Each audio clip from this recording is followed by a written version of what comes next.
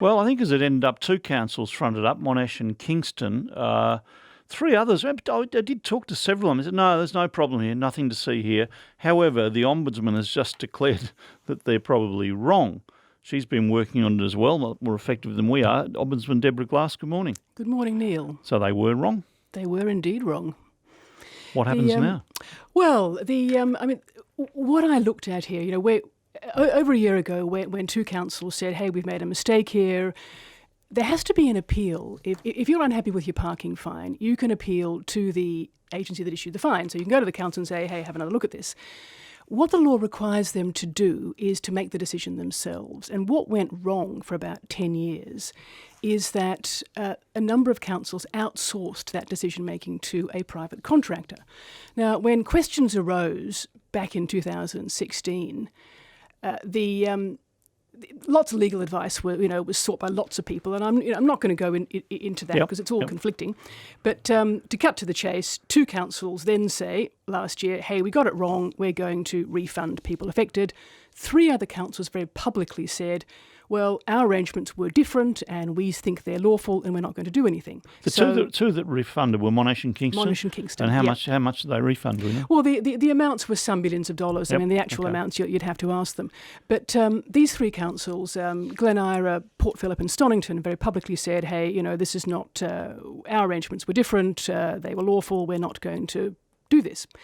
So I decided to investigate whether their practices were indeed different. And again, to cut to the chase, no, they're not. I mean, they might have claimed to be different. They in a couple of cases claimed that they made the recommendations and they made the decisions themselves. But to give you an example, we found one instance when we looked at the files where the contractor emailed the council with 107 recommendations, and a minute later, the council officer said, that's fine. Now, that suggests that the council took, half a second per decision. Now, it's just not credible that they made those decisions themselves. So were they trying to tough it out a bit here, were they? I think it's one way of looking at it. They claim, of course, that their legal advice was different, and I don't dispute that. And I'm not a court. I can't determine definitively that what they, the legality of what they've done. But I can express an opinion, and my opinion is that it's contrary to law. Okay, your opinion is it's illegal. My opinion is unlawful. What's the difference? Oh, I think I can get into the legal technicalities. No, don't worry. No, I knew there was a difference, but okay. So they now, your recommendation is they have to repay the money?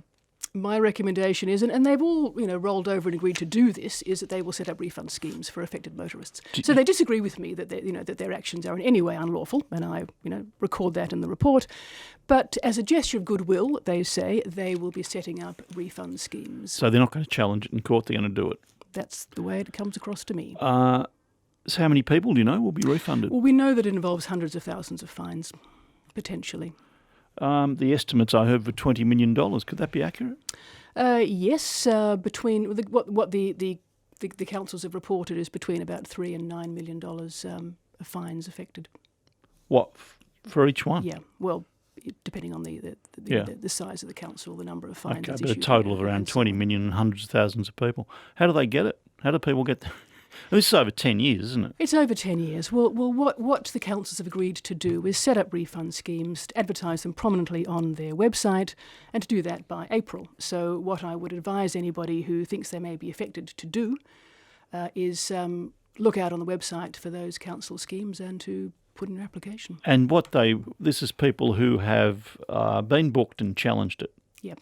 And then they could be the ones who get a refund. Exactly. Just being booked doesn't mean you get a refund. No. Look, if you've were issued a fine over that period and you didn't challenge it, well, you've paid your fine. There's no issue except you've done something wrong.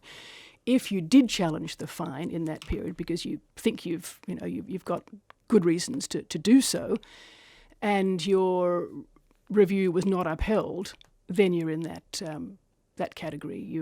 That decision was probably made by somebody who shouldn't have made it, and you'd be entitled to a refund.